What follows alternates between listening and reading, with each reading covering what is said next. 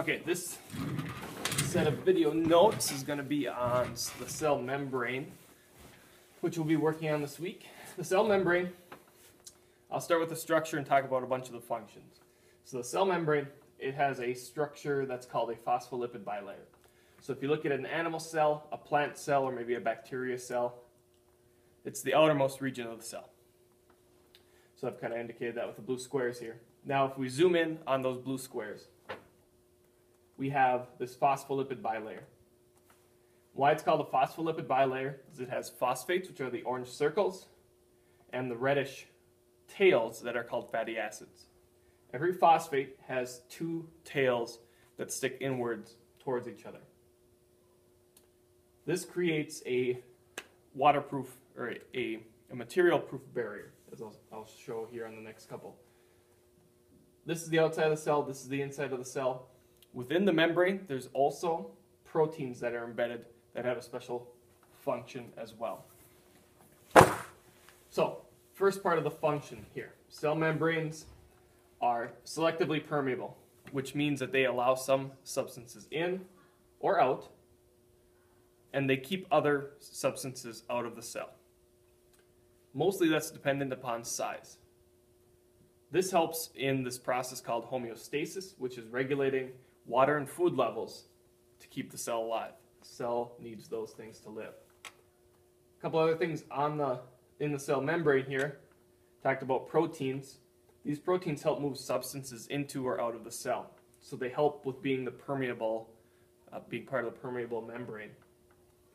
And then they have proteins here that are connected to carbohydrates, which are cell markers.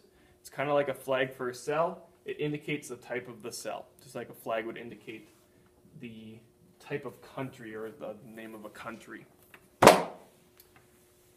So, specifically, cell membrane has this process called passive transport.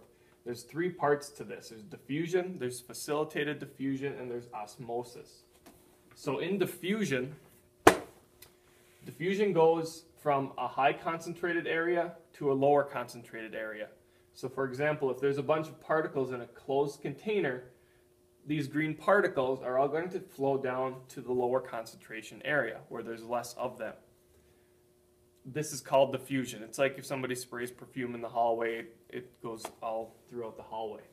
So if we look at a cell here now, this black line is the membrane. It's kind of zoomed out here. The green particles are just any sort of particle that you can think of that can go through the cell membrane that's porous, that's permeable. And so those particles will leave the cell because there's so many of them in the cell. They're going to exit the cell in that example. Some particles are too big to just be able to transfer through the membrane, so they need help. These two purple bars here are indicating a protein. We call it a channel protein. These pass material through the cell membrane. Notice there's kind of a channel there where they can pass through. These are generally larger particles. Sometimes they're charged particles. But again, they're still going from a high concentration to a low concentration. So notice there's 5 of them up here. There's none on this side of the cell. So those will pass into the cell. This is facilitated diffusion. Another type of protein in the membrane is called a carrier protein. They change shape, or they bend. They kind of bend and squeeze. You can think of them bending and squeezing particles through. So on this side, it's kind of opened at the bottom.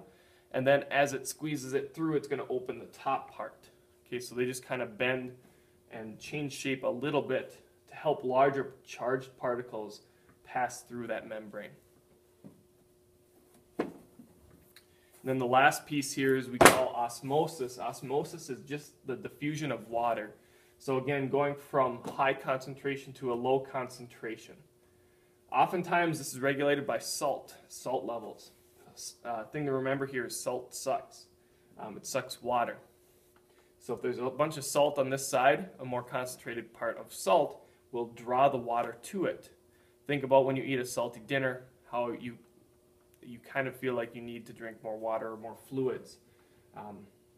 That's an easy way to kind of see this. So water particles will travel through the membrane to either into the cell or out of the cell. I haven't denoted which is which because it could go either way, depending on where there's more, basically more salt. So that salt's going to draw the water through the membrane to the other side. So that's it for beginning part of membranes. Make sure you go on, take the quiz.